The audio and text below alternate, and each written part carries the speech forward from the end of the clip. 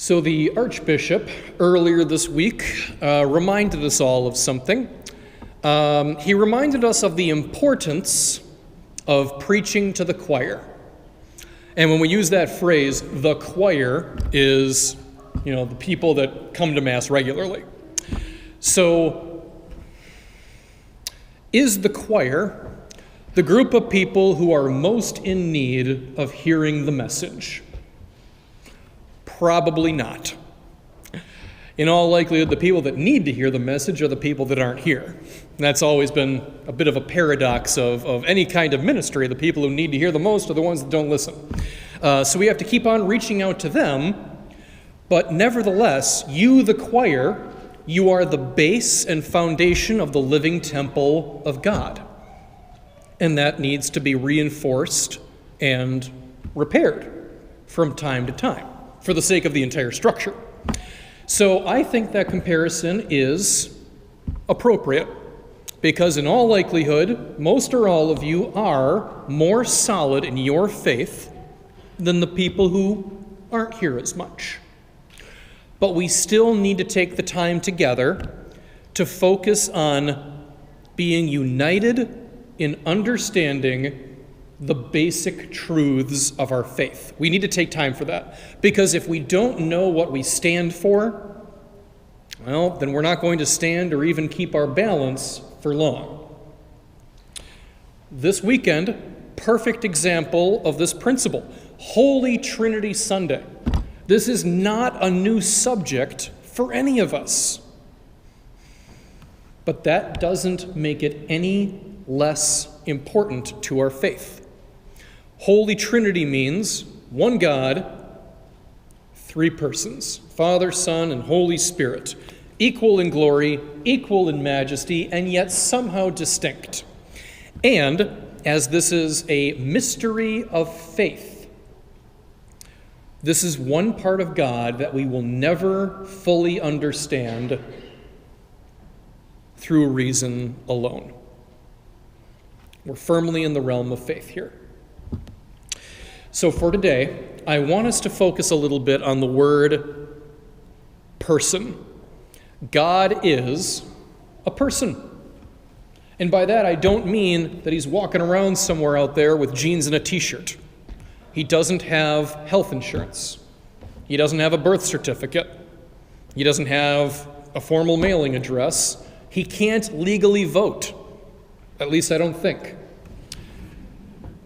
I mean that God is a person because he is more than an object. Okay? The chair is an object. It doesn't have feelings. There is no point in me talking to it. It's a thing. It is impersonal. But a person is more than a thing. They have feelings. They have inherent dignity. They are made in the image of God. A person is so much more than an object. And that's why objectifying people is a bad thing, because it means that you're somehow treating a person as less than a person. And God has a thing or two to say about that. We need God in our lives. Absolutely. Absolutely we need God in our lives to be on our side, in our corner, through thick and thin, through the good times and the bad. No question about that. Your life with God is better than your life without God. That is a promise from me to you. That is absolutely a promise. But there's a catch. God needs to be in your life as a person. He needs to be in your life like your brother is a part of your life. Maybe we should go with mom instead of brother.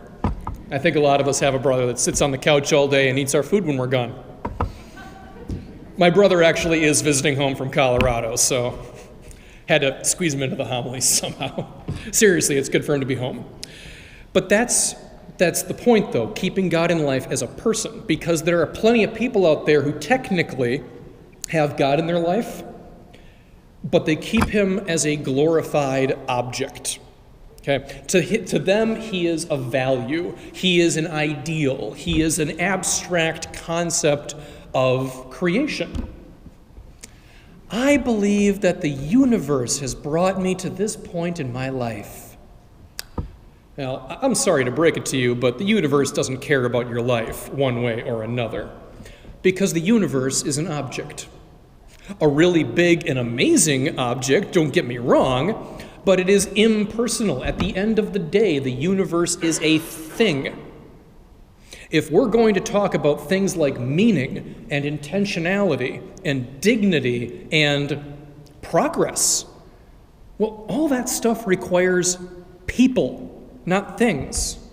So we need someone out there looking out for us who is infinitely greater in mercy than we can ever hope to be. And that is the Trinity.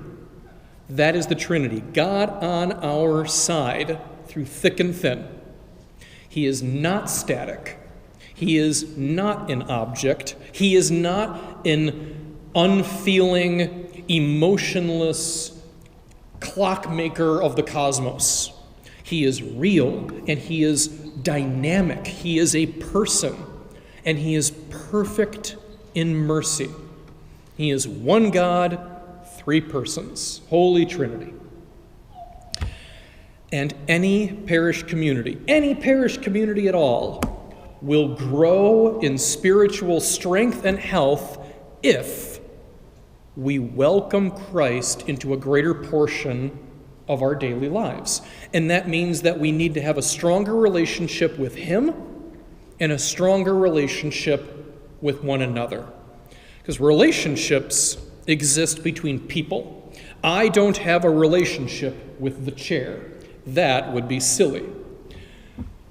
But all of us here today, every single one of us here today, is in relationship with one another to a greater or lesser degree. And literally every single one of us is in relationship with God to a greater or lesser degree. And we can't explain it except by a mystery of faith. God is in relationship with himself, because he is one God, but three persons. So keep that in mind and work on this. Don't treat God like an object. Don't put him on the bookshelf in the corner to collect dust until you need him for something. That has never been the idea. Treat him like a person. Talk to him.